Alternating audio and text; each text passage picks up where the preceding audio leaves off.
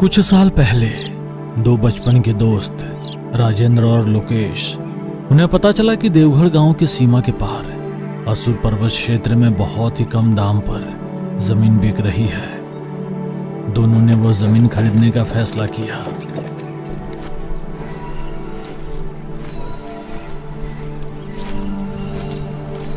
गांव की सीमा पार करनी पड़ेगी, ऊपर से शमशान भूमि भी पार करनी होगी। क्या ऐसी जगह जमीन खरीदना सही होगा? तुमने गौर किया है कि इस जगह का नाम असुर पर्वत है, असुर यानी राक्षस। मुझे नहीं लगता कि वहाँ जमीन खरीदना सही रहेगा। हमारे गांव में 1 एकड़ जमीन खरीदने के पैसों से यहाँ 20 एकड़ जमीन खरीद सकते हैं। यहाँ के लोग अंधविश्वास के कारण इस जगह पर नहीं आते। असुर पर्वत नाम होने की वजह से ही ये जमीन हमें इतनी सस्ती मिल रही है। अगर हम यहाँ घास उगाकर आसपास के गांव में पशुओं को चारे के रूप में बेचें तो लाखों कमा सकते हैं। लोकेश के निश्चित रूप से कहने पर राजेंद्र मान गया और दोनों ने देवगढ़ गांव के मुखिया से मिलकर असुर पर्वत के पास 20-20 एकड़ जमीन खरीद ली। एक दिन लोकेश अकेले ही असुर पर्वत गया। वो और अपने हिस्से की जमीन पर मजदूरों से कुआं खुदवाने लगा। हालांकि राजेंद्र और लोकेश बचपन के दोस्त थे, लेकिन लोकेश चालाक और धोखेबाज था। वो सही समय का इंतजार कर रहा था ताकि राजेंद्र को किसी तरह ठग कर उसकी पूरी संपत्ति हड़प सके, क्योंकि राजेंद्र का कोई अपना नहीं था। काफी अंधेरा हो चुका था। लोकेश ने मजदूरों को अगले दिन सुबह आने के लिए कह दिया और खुद एक पेड़ के नीचे सो गया। आधी रात बीत चुकी थी। अचानक हवा के झोंकों के साथ अजीब आवाजें आने लगी। भयावह तरीके से झंझन जैसे सिक्कों की ध्वनि गूंजने लगी। यह सुनकर लोकेश चौंक कर उठकर बैठ गया। सिक्कों की आवाज उस कुएं से आ रही थी जिसे वे आधा खोद चुके थे। झंझन की आवाज, इसका मतलब यहाँ जरूर कोई खजाना दबा होगा। बचपन में मेरी दादी कहती थी कि जहाँ खजाना दबा होता है वहाँ रात में ऐसी झंझन की आवाजें आती है। यह सोचकर उसने मजदूरों द्वारा छोड़ा गया फावड़ा उठाया और खुदाई शुरू कर दी। लेकिन जैसा उसने सोचा था, वहाँ कोई खजाना या गुप्त निधि नहीं मिली, बल्कि उसे एक छोटा तांबे का बर्तन और एक बड़ा लोहे का संदूक मिला। खुशी खुशी उसने उसे खोला, लेकिन अंदर एक अधूरा कंकाल था और उसकी दोनों कलाइयों में चमचमाती सोने की कड़ियां थी। जब उसने तांबे के बर्तन को खोला तो उसमें केवल 4 तांबे के सिक्के थे। इतनी मेहनत के बाद मुझे सिर्फ 4 तांबे के सिक्के और 2 सोने की कड़ियां मिली। चलो, जो कुछ मिला उसी में संतुष्ट हो जाते हैं। यह सोचकर उसने दोनों सोने की कड़ियां अपनी जेब में रख ली और तांबे के सिक्कों को वहीं छोड़कर वापस सो गया।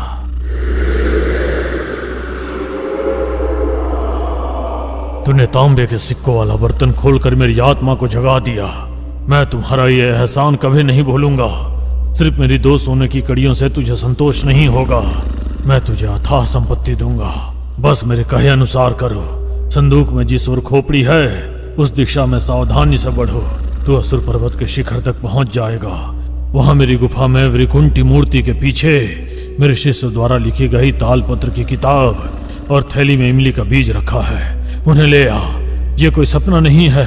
तुझे अपार सोना दूंगा, अनंत खजाना मिलेगा। जल्दी कर, जाग जा।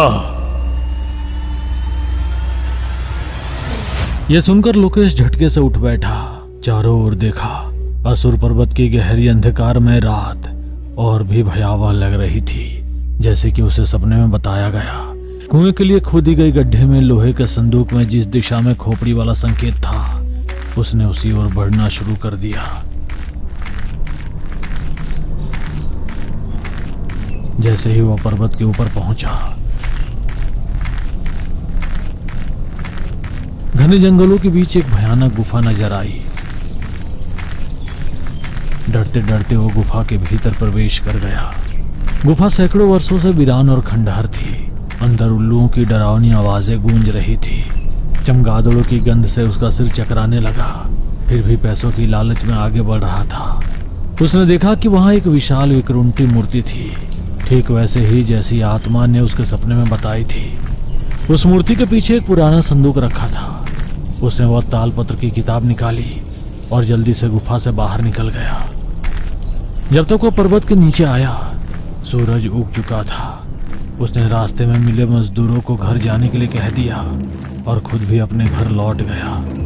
घर पहुंचकर उसने तालपत्र खोला और पहला पन्ना पढ़ा। अगर तुम्हें ये तालपत्र मिला है तो इसका मतलब है कि तुझे महिक तांत्रिक ने चुना है। अब से तू महिक का सेवक होगा। तेरे हाथों में जो सोने की कड़ियां हैं वो सिर्फ गहने नहीं बल्कि बंधन है। किसी भी हालत में इन्हें धारण मत करना। डर के मारे उसने तुरंत तालपत्र बंद कर दिया। जब उसने सोने की कड़ियां निकाली तो पाया कि उन पर कुछ रहस्यमयी मंत्र खुदे हुए थे। शुक्र है कि मैंने इन्हें अभी तक पहना नहीं, वरना मैं मारा जाता। लेकिन मैंने बेवजह ही सपने में आए उस आत्मा की बात मान ली। अब से मैं उस तांत्रिक का गुलाम हूँ, लेकिन मुझे डरने की क्या जरूरत। वो तांत्रिक बोला था कि वो मुझे ढेर सारा सोना देगा। अब से जो भी मैं छूऊंगा वो सोने का होगा। कुछ ही दिनों में मैं इस देश का सबसे अमीर आदमी बन जाऊंगा। ये सोचकर वो अपने आप में बहुत खुश हो गया। रात में वो सो रहा था, फिर से वही सपना आया। काले धुएं के बीच एक खोपड़ी जैसी आकृति प्रकट हुई और बोलने लगी, समय मत गवा, कुछ ही दिनों में पूर्णिमा आने वाली है। उस दिन तक मेरी पहली आत्मा के लिए शरीर तैयार रख। मेरा निचला धड़ जिस जगह मेरी खोपड़ी को दफनाया गया है उससे ठीक 113 कदम दूर है। अगर मेरा पूरा शरीर जुड़ जाता है तो मैं अपनी सारी शक्ति फिर से पालूंगा। मेरे तालपत्र में साफ लिखा है कि तुझे क्या करना है। उठ, सो मत, देर हो रही है। सपने में बताई गई जगह की खुदाई करनी पड़ी तो वो जमीन तो राजेंद्र के हिस्से में आती है। कोई तरीका निकालना पड़ेगा जिससे राजेंद्र खुद इस जगह को खोदे और आत्मा उसे अपने वश में कर ले।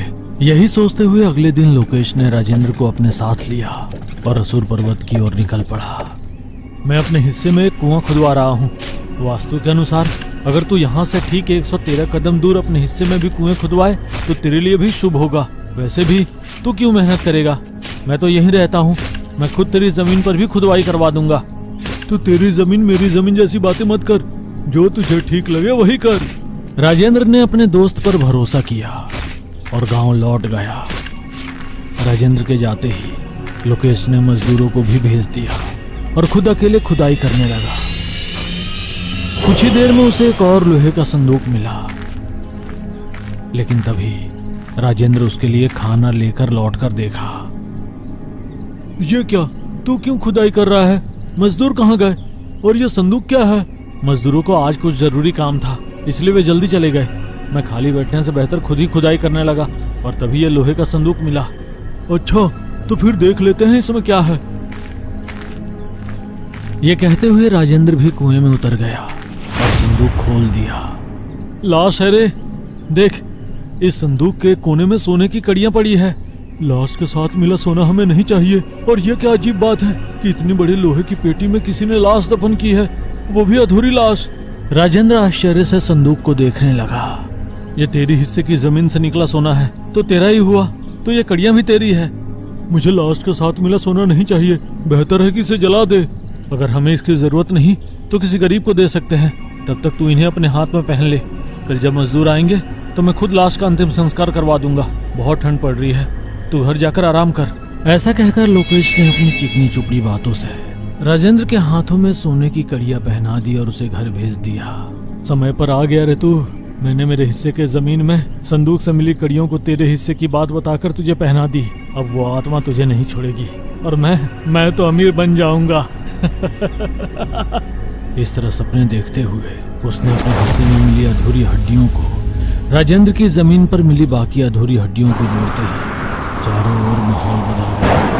तूफानी हवाएं चलने लगी, आकाश काले बादलों से ढक गया और बिजली कड़कने लगी। तालपत्र में लिखे अनुसार लोकेश ने चारों तांबे के सिक्के राजेंद्र की जमीन में 4 कोने में गाड़ दिए और घर लौट गया। उस दिन पूर्णिमा की रात को, जबकि पहले ऐसा कभी नहीं हुआ था, इतना लाल आसमान में चमकते चांद देखकर गांव के लोग डर से कांप रहे हैं। मैंने अपनी जिंदगी में ऐसा चांद कभी नहीं देखा। मुझे लगता है कि ये हमारे गांव देवगढ़ के लिए कोई अशुभ संकेत हो रहा है। मेरे बचपन में मेरे परदादा कहते थे, उनके परदादी के जमाने में लगातार 9 साल तक पूर्णिमा की रात को आसमान ऐसा ही खून जैसा लाल हो जाता था और हर पूर्णिमा की रात को कोई न कोई मर जाता था। लेकिन ऐसा क्यों होता था? कोई इसके लिए जिम्मेदार था? क्या कोई शक्ति थी जो आसमान को खून जैसा बना देती थी? पता नहीं, ये किसी को नहीं मालूम था। बचपन में सुनी थी, फिर वही दोबारा हो रहा है, तो इसका मतलब है कि कोई अनहोनी होने वाली है। वहां राजेंद्र को अचानक अपने शरीर पर असहनीय बोझ महसूस हुआ। सांसें भारी होने लगी और भयंकर पीड़ा से वो बिस्तर पकड़ लेता है। मैं महिक तांत्रिक का शिष्य बिल्लू हूँ। इस गुफा से बाहर नहीं निकल सकता। अगर मैं बाहर गया तो मेरे गुरु को मारने वाले लोग मुझे भी मार देंगे, इसलिए मैं यहीं कैद होकर रह गया। 500 साल पहले महिक नाम के एक तांत्रिक ने अस्थि पंजर पर 113 मानव बलियों की साधना शुरू की थी ताकि वो अमर बन सके। लेकिन तब एक महान सिद्ध योगी त्रिनेत्र महर्षि ने अपने गुरु महिक का सामना किया। उसने इस नरबली को रोकने के लिए अपनी पूरी शक्ति लगाकर 113वीं बलि को रोकने के लिए उल्का तंत्र के प्रयोग से आसमान से बिजली गिरी और महिक को 2 टुकड़ों में काट डाला। लेकिन तब तक महिक के शरीर में आधी अमरता की शक्ति प्रवेश कर चुकी थी, इसलिए महिक के शरीर को 2 हिस्सों में अलग अलग रखकर कभी न मिलने दिया। फिर इन दोनों हिस्सों को 113 फीट की दूरी पर 13 फीट गहरी जमीन में दबा दिया गया। उसकी आत्मा कभी भी वापस न आ सके। 4 दिशाओं में सुरक्षा के लिए चतुर्भुज कवच बनाया गया और तांबे के सिक्के दबाए गए। अगर उसके शरीर के दोनों हिस्सों को जोड़कर और 4 दिशाओं में तांबे के सिक्के दफनाकर अगर कोई इस समाधि पर खड़े होकर इस मंत्र को पढ़े तो महिक तांत्रिक दोबारा जीवित हो जाएगा। फिर अगली पूर्णिमा की रात तक उसे शरीर को एक करके दफनाए गए स्थान पर मेरे रक्त से संचित इस इमली के बीज को बोना होगा।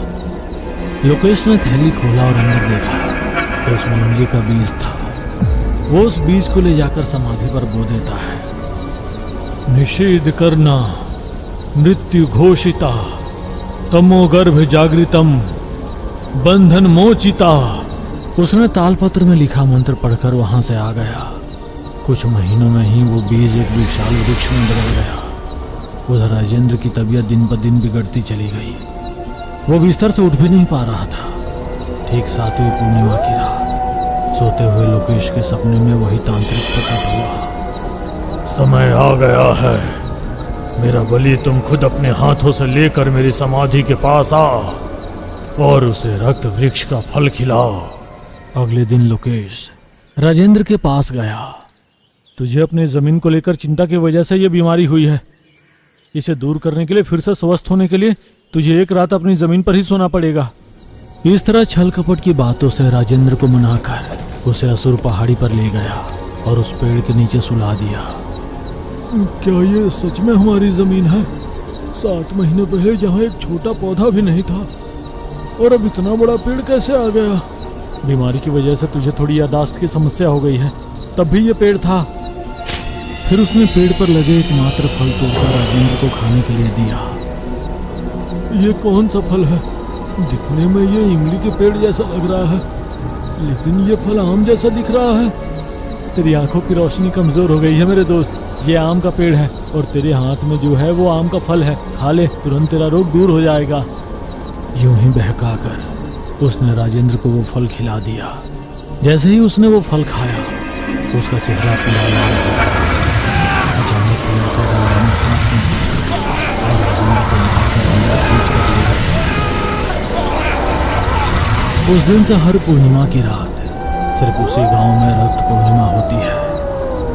पूरा आसमान लाल हो जाता है और उस रात गांव में कोई ना कोई व्यक्ति गायब हो जाता है। असुर पर्वत के पास खड़ा ये रक्त वृक्ष साल भर में सिर्फ एक ही फल देता है और वो भी पूर्णिमा के दिन दोपहर में पक जाता है और फिर जमीन पर गिर जाता है। कोई भी देखे बिना वो फल लुढ़कता हुआ सरहद पार कर गांव के बीचों बीच पहुंच जाता है। कोई गलती से उसे पैर से कुचल देता है या हाथ से छू लेता है, उस पर तांत्रिक की आत्मा हावी हो जाती है और अंधेरा होते ही वे खुद ब खुद उस पेड़ के पास पहुंच जाते हैं। पेड़ में बंद वही तांत्रिक का शरीर उन लोगों को क्रूरता से मारकर बलि लेता है। लोकेश को हर पूर्णिमा की रात एक इंसान की बलि देने के बदले गुफा में रखी विक्रांत की मूर्ति के हाथ में मौजूद घड़ा पूरा सोने से भर जाता है। उस सोने को लेकर लोकेश गांव में घर और जमीनें खरीदता गया और अमीर बन गया। इस तरह कई साल बीत गए। लोकेश ने शादी कर ली, उसके 2 बच्चे हो गए। गांव में वो सबसे संपन्न व्यक्ति बन गया। बहुत से लोग देवगढ़ की ओर जाने के बाद गायब हो जाते थे, उनका कोई सुराग नहीं मिलता था। इसलिए गांव के लोग पूर्णिमा के आते ही डरने लगते थे। पूर्णिमा की रात होते ही लोग अपने घरों में ताले लगाकर किसी दूसरे गांव चले जाते थे या फिर बाहर कदम तक नहीं रखते। जबकि यह ऐसा था। 7 साल पहले खोए हुए अपने पति गुंडप्पा की तलाश में रत्ना दूध बेचकर एक गांव से दूसरे गांव भटकते हुए जो भी उसे मिलता उससे अपने पति के बारे में पूछती। वो पहाड़ों, घाटियां, गांवों, खेतों हर जगह खोजती रही। रत्ना को विश्वास था कि एक दिन उसका पति जरूर मिलेगा।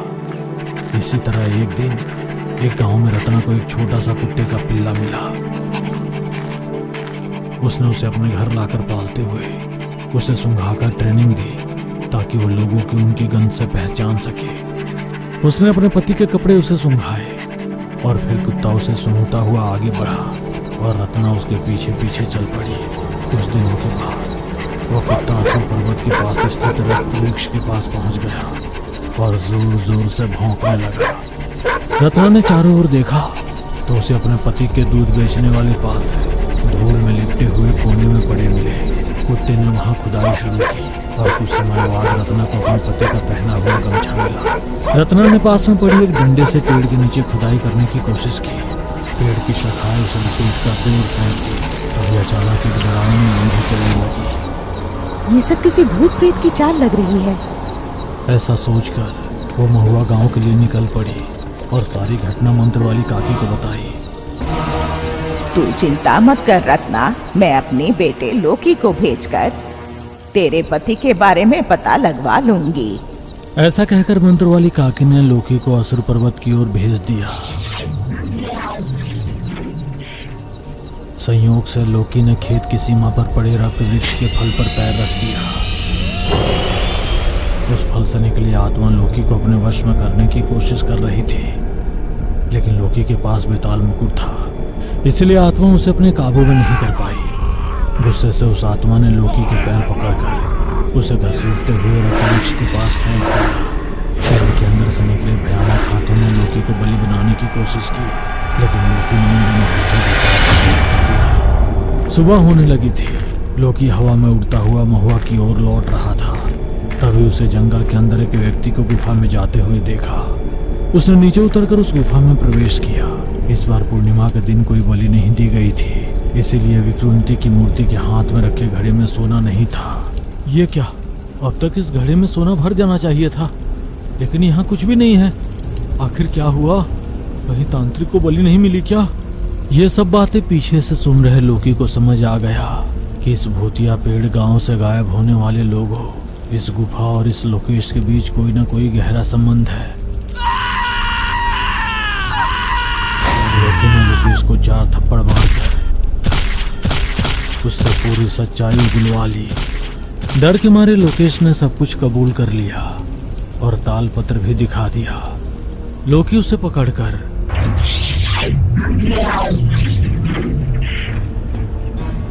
मंत्र वाली काकी के पास ले गया और उसके सामने पटक दिया। लोकेश ने पूरी कहानी बताकर वो तालपत्र मंत्र वाली काकी को सौंप दिया। मंत्र वाली काकी ने वो तालपत्र पढ़ा और उसे लिखने वाली बिल्लू की आत्मा को आवाहन किया। अब भी 36 बलि बाकी है। हमारा गुरु बहुत जल्द फिर से जिंदा होगा और तुम सबका अंत करेगा। वो मुझे फिर से जीवित करेगा। ये कभी नहीं होगा बच्चा। तू बता उस तांत्रिक को खत्म करने का रास्ता क्या है, नहीं तो मैं तुझे हमारे कमला दैत्य के पास अनंत लोक में भेज दूंगी। फिर कभी भी तेरा आत्मा इस दुनिया में वापस नहीं आ पाएगा। मंत्र वाली काकी के प्रहार से बिल्लू की आत्मा सही रास्ते पर आ गई। उसने विस्तार से बताया कि क्या करना है और गायब हो गई। हमारे पास उल्का तंत्र करने का समय नहीं बचा, अब और कोई जान नहीं जानी चाहिए। ऐसा कहकर उसने लोकी और भूमि को जमदगिन द्वीप भेजा और कहा कि वे अग्नि पर्वत से निकली अग्निशिला से बना हुआ खड़क लेकर आए। लोकी, तुम जिस जन्मजग्गी द्वीप पर जा रहे हो वो बहुत ही खतरनाक है। तुम्हें सतर्क रहना होगा। तुम्हारे साथ भूमि और नाटा भूत भी जाएंगे।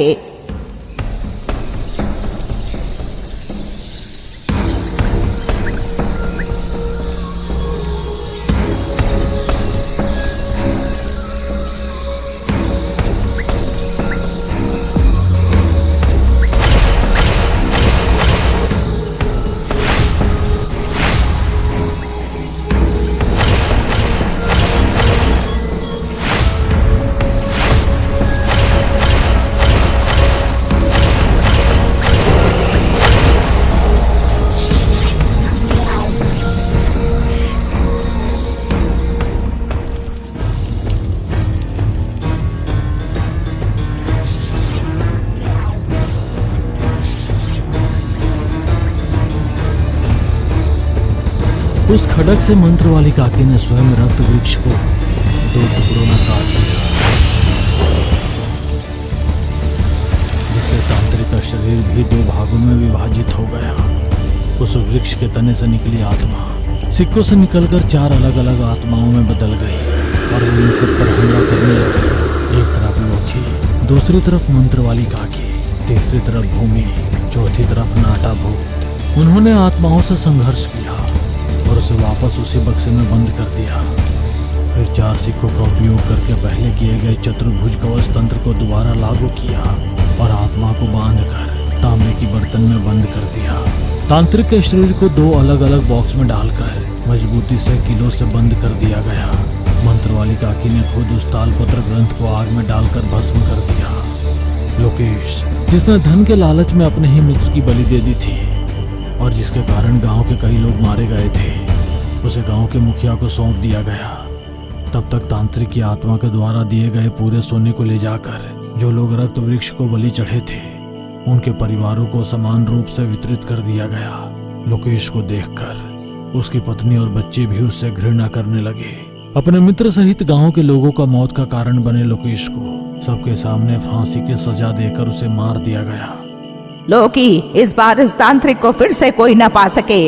इसके शरीर के 2 टुकड़ों को समुद्र के पार एक पेटी को और दूसरी पेटी को पूर्व की ओर समुद्र में फेंकाओ।